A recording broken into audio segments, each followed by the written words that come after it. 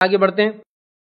اب نبی اکرم صلی اللہ علیہ وسلم جوانی کی طرف اپنے بڑھ رہے ہیں، اور آپ صلی اللہ علیہ وسلم یاد رکھیے بڑے ہوئے تو آپ نے اپنی معاشی زندگی، اپنے فائنانس کے لیے، اپنے انکم کے لیے جو پروفیشن کو آپٹ کیا، وہ پروفیشن کون سا تھا؟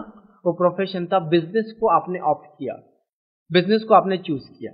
ابھی یہ یہاں تک کا مرحلہ تو ایسا تھا کہ اللہ کے رسول صلی اللہ علیہ وسلم کسی نہ کسی پہ ڈیپینڈ ہے، اپنی والدہ پر، اس کے بعد اپنے دادا پر، اس کے بعد اپنے چچا پر. اب آپ سٹیبل ہو رہے ہیں اور آپ اب اپنے آپ کو کچھ بزنس کی طرف لے جا رہے ہیں، اور آپ نے جس چیز کو چنا انکم سورس کے لیے وہ بزنس تھا، جس کے تعلق سے ہم کہیں گے اس کی پہلی وجہ جو نبی اکرم صلی اللہ علیہ وسلم بزنس کو چوز کیا وہ وجہ یہ کہ اللہ رب العزت نے آپ کے لیے اس چیز کو پسند کیا.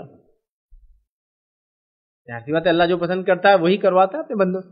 تو اللہ تعالیٰ نے اس چیز کو، اس پروفیشن کو پسند کیا کہ نبی اکرم صلی اللہ علیہ وسلم بزنس کرے. سیکنڈ ریزن میں کہہ سکتا ہوں نبی اکرم صلی اللہ علیہ وسلم نے بزنس کو اس لیے آپٹ کیا کہ نبی اکرم صلی اللہ علیہ وسلم کے والد اور آپ کے خاندان کے لوگ اور آپ کے خاندان کے دیگر لوگ، آپ کے چچا وغیرہ وغیرہ جتنے لوگ تھے، سب کے سب بزنس مین تھے. تو گویا قریش کا یہ مشغلہ تھا، یہ شغل تھا، یہ مصروفیت تھی کہ وہ سب کے سب کیا کرتے تھے؟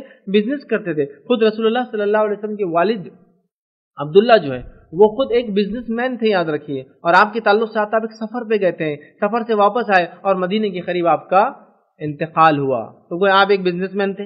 آپ کے چچا بزنس مین ہیں جن کی کفالت میں آپ جیرے ابو طالب، آپ کے دیگر چچا، آپ کے چچیرے بھائی وغیرہ آس پاس کے لوگ، اور قریش کا عام مشغلہ، بنو ہاشم کا عام مشغلہ بزنس تھا. تو نبی اکرم صلی اللہ علیہ وسلم نے بزنس کو آپٹ کیا. اور تیسری چیز میں کہوں گا کہ مکہ کی زمین اتنی جس کو کہیں گے غیر زرخیز تھی، مطلب یہ جس کو کہیں گے پتھریلی تھی، بنجر تھی، کہ اس پہ کچھ اگتا وغیرہ نہیں تھا. تو کوئی بھی آدمی کھیتی باڑی کا آپشن تو آپٹ ہی نہیں کر سکتا ہے، یا تو شکار کرنا ہے یا تو بزنس کرنا ہے. اور قریش جو کام کرتے وہ کیا کرتے؟ شکار کرتے، جو لوگ محنت مشقت حلال کھانا چاہتے.